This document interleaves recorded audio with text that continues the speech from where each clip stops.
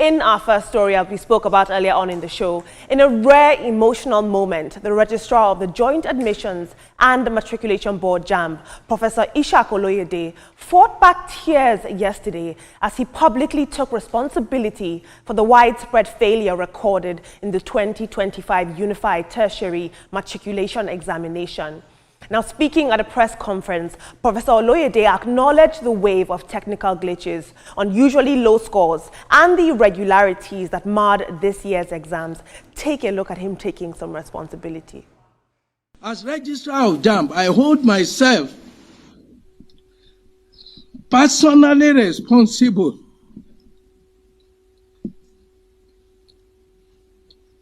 including for the negligence of the service provider, and I unreservedly apologize for it.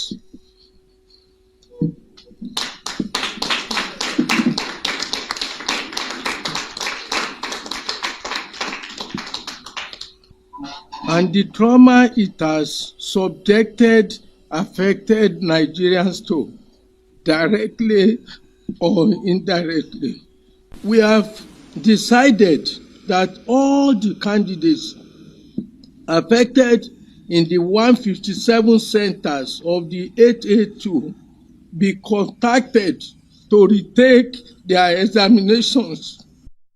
To redress their failure, JAMB has ordered a retake for the 379 candidates across the country. According to Professor Oloyede, 157 out of the 882 examination centers were affected. He noted that 65 centers in Lagos and 92 in the Owerri zone, which includes all 5 southeast states, have been marked for resit. JAMB also says that all candidates involved will be contacted directly and that the rescheduled exams will begin tomorrow, the 16th of May. Now, the big issue now is, can JAMB successfully restore trust in Nigeria's most important gateway to higher education? I have to say it was great that he took some responsibility. We spoke on earlier in the show about a young woman, allegedly Faith Tibilehin, who took her own life because of these issues that JAMB was having. Let's take a look at social media. What JAMB tweeted. JAMB said, "Man proposes and God disposes. It has been established that a technical glitch affected 157 centers out of the 887 centers in the 2025 UTME. This was basically responsible for the general low performance of the candidates that were scheduled to sit the examination in those centers." Let's take a look at another tweet. At Mike Adeyemi says, "I truly appreciate the level of transparency from JAMB. This is how we build a sane society. But there must be accountability for this incident, and those responsible should face the consequences." I think that it would be great to see JAMB take these resit exams in exemplary fashion and show that they are capable of handling the future of Nigerian youth. This is a chance for them. At Frank Donald said, "The purpose of these theatrics is to avoid a class action lawsuit. In a working climb, everyone involved should be resigning, not crying for the camera." One more tweet. At Oloye says, "In Ghana, where I lived for a few years, the students who passed the WAEC are all considered for university admission. What exactly is the point of JAMB? Has it resulted in better outcomes for students going to school? If it gets scrapped, what will we lose?" There have been lots of questions and dialogue about the relevance of JAMB in today's education system. But moving on, still on education, a video of a Nigerian professor teaching in an empty classroom has gone viral, stirring conversation about student responsibility in higher education. In the clip you're about to see, the lecturer, already present and prepared, recorded himself delivering a lecture to 2 rows of vacant seats after students allegedly failed to show up. Take a look. Our course program for the semester, but unfortunately, the students are yet to be seen, to be found. But I'm happy that Dr. Sunday Jonathan, who happens to be the students' advisor for the department and the quality assurance director for the department as well, is around. and is witnessing the empty class. All the same, while much of the public discourse around Nigeria's education system focuses on institutional failure, this video flipped the narrative and it raises questions about student commitment, discipline, and the shared responsibility for academic success. This video shows us that education is a two-way street. Student accountability and showing up is just as important as institutional accountability. We all must show up if we want to learn. Let's take a look at social media. I'll take two tweets. At Beneza says, "This is just to clear his conscience. Some students don't attend lectures again and will be complaining after exams." It's almost as if he was saying, before you people say that I did not teach you, I was here. At Bookie Official says, "Teaching an empty class as if students were present suggests a serious psychological concern. Such behavior raises red flags about the individual's mental state. It's not something a mentally stable person would typically do. Unfortunately, only in a place like Nigeria will such conduct be overlooked instead of properly evaluated." Moving on, let me hand over to my team actually, because this is juicy. But very quickly, guys, let's just touch on this quickly because you did discuss this earlier on in the show. Yeah. We are seeing that JAMB took responsibility for their failures. Do you think students have a role to play in any of this at all? Yes, I think they do. As I said earlier on concerning the JAMB story, the move by Professor Oloyede was good as far as I'm concerned, because after they had come out to say this is the reason, no, we did well and all that, he came out to say the truth, and that will start building trust. From my perspective, it will build trust in the institution, and then that he's crying and all that, that might take center stage because it's dramatic and so on. But then you put yourself in his shoes. I have failed in my responsibility, and you know, some of us take that very seriously. It takes a big man to admit that. Yes. And for the lecturer that started giving, it made me laugh when I saw the video. That man must have been tired of telling the students to come to class. And so this day he says, whether you're there or not, I'm going to do my job. Now is the university that's owing me today's salary. I guess that's what happened. Good points you have raised there, Toma, but I differ with regards to JAMB.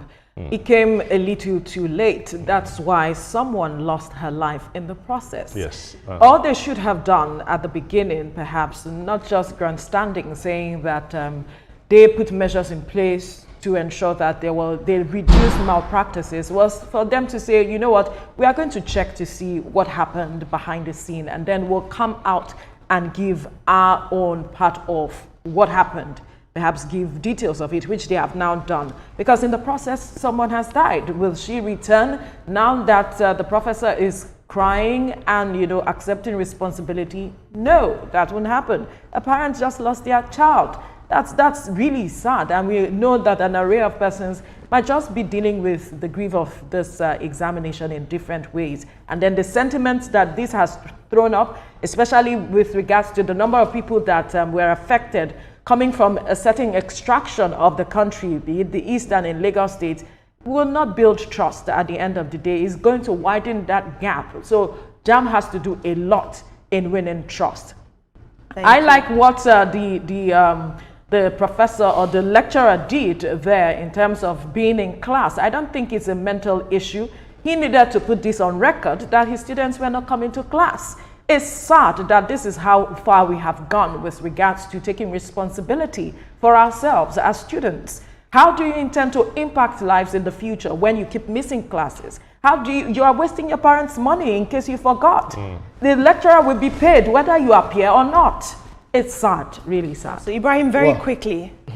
Well, talk about Professor Oloyede. I feel what happened, regarding JAMB is as significant and is as heart-wrenching, because significant in the sense that you have a man who came out to say, yes, I accept responsibility, I take responsibility for all the wrongdoings that had happened, over time. Heart-wrenching because of the life that was needlessly, lost. It goes to show that we have a whole lot to do.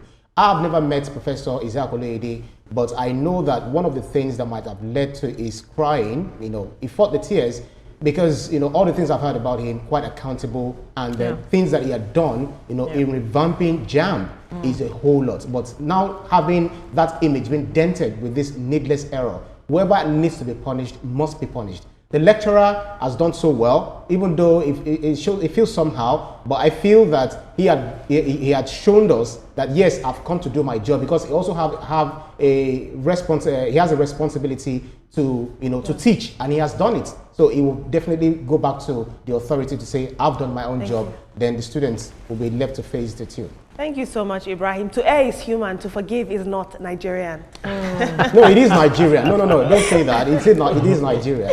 In our next story, the generational divide between baby boomers and Generation Z played out in a dramatic fashion recently, when an argument between a young woman and an older Reverend sister turned physical on a public bus in Anambra State. Now, according to the younger woman, trouble started when the older woman objected to her watching videos on her phone, claiming that this young woman's screen was within her line of sight and capturing her. Well, things quickly got heated when the older woman noticed that she was being recorded, and she lashed out physically, knocking the young lady's phone out of her hand. Take a look at this video that's playing right now. She knocked it out of her hand in a public bus. They have no relation with one another. She just didn't like being seen on video. Now, while some viewers have sided with the elder for demanding her respect and her boundaries, a lot of other people are seeing the incident as a reflection of the growing tension between generations shaped by very different social norms and technological habits. I think that dialogue like this and stories like this are important because we're increasingly intergenerationally sharing spaces. We have to understand how to relate with each other in public spaces. I think that while Generation Z values constant connectivity and digital expression, the older generation is very big on boundaries and privacy. Let's take a look at social media. Forte says she knew exactly what she was doing. You don't video people without their consent. Do you also smack people's phones out of their hands? I don't know. At BB says, where did you guys ever get the notion that one needs your consent to make videos in public or to video you? No one needs your consent. And if you attack them, that is assault and you will lose in court. You have no privacy in public. Interesting. In our next story, a disturbing video making the rounds online shows a young man being beaten by a group of men who accused him of engaging in, quote, gay activities. Now, though the exact location of this incident remains unclear, the video has, of course, ignited a fresh wave of debate over that Nigeria's harsh stance on same-sex relationships, which still carry a 14-year prison sentence. Now, while the law criminalizes these relationships, the brutalization seen in the video raises urgent questions about our tolerance in Nigeria, about often the abuse of legal boundaries, and the right to human safety, regardless of one's sexuality. Unfortunately, we could not use the video due to the extent of the brutality. He was bleeding. He was assaulted by several young men who flanked him, forcing him to repent for, in quote, being gay. Let's take a look at social media. I'm going to take one tweet.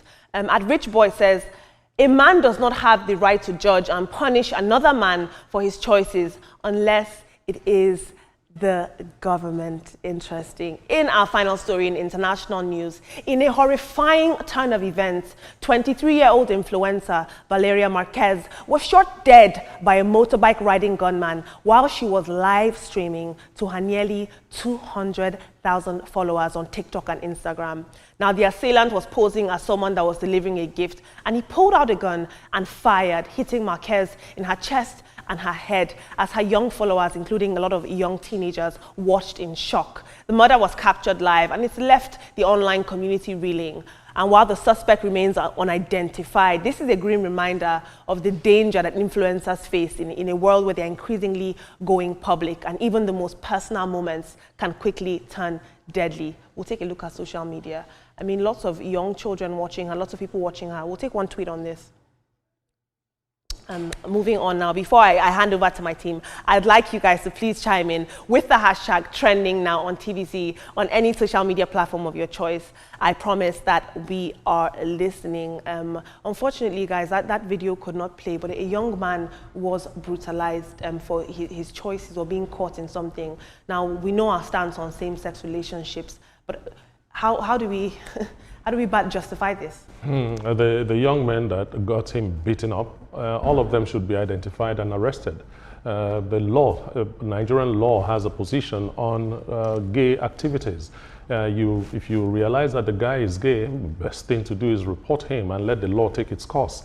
For you to beat a young man because he is gay, you just took the laws into your hands. So all of them are culpable. They should be arrested, and the law takes its course with them. I don't know about the Marquez story. Chest and head, that's execution style. That person was sent to shoot her, all right? Whatever the story on the ground, I may not know, but chest and head is execution style. And for the young lady that was making a video, she should know, she should have known that if I don't give you permission, you can't use my face.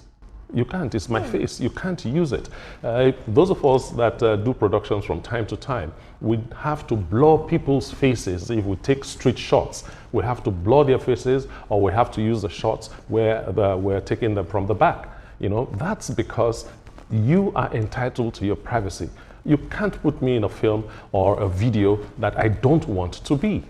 Yes, maybe she knocked the phone off her hands. I wasn't there, so I'm just thinking that she must have told the girl, look, I'm in that video and I don't want to be there. And the girl continued, and she made that move. All right, quickly, the story of Valyria Marquez that was shot dead. May her soul rest in peace, and God console the family. This is an increasing matter for social media influencers, how it is that their lives are seemingly threatened because they are out there, so they need to be more careful as much as possible. And for the girl and the Reverend Sister, the girl went beyond her boundaries, and the Reverend Sister decided to correct her in her own way. I mean, if you were watching a video and she says, no, I don't want this, and then you decide to record her, what were you trying to achieve at the end of the day? To make social media, get social media clicks and all of it. But we'll see how things will be resolved among Gen Zs and baby boomers at the end of the day. For the guy that was punished, they were trying to reset his brain. But unfortunately, they took the laws into their hands. Nigeria's stance on same-sex marriage is clear to anyone. And so if they feel that the law is slow taking its course, they decided to do the needful. Sad. Yeah, you guys have spoken all. You've actually talked about it all. Etoma, I agree with you. Those guys, went beyond their boundaries, because one thing is you can't take the law into your hand.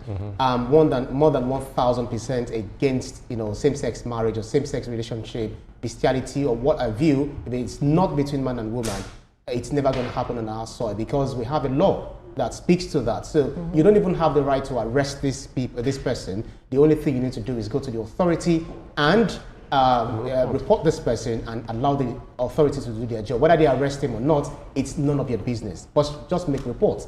The lady, Gen Z, whatever, well, there is this constant debate over whether you can film someone in public or not, because public is public, it's not a private life, but people still have rights to their privacy. Absolutely. You still can't infringe upon it. So if this person comes to you and says, I do not want to be in your film, in your video, please respect that. Otherwise, maybe you may get the beating of your life. Unfortunately, our time is up, but Olamide is not getting the beating of her life.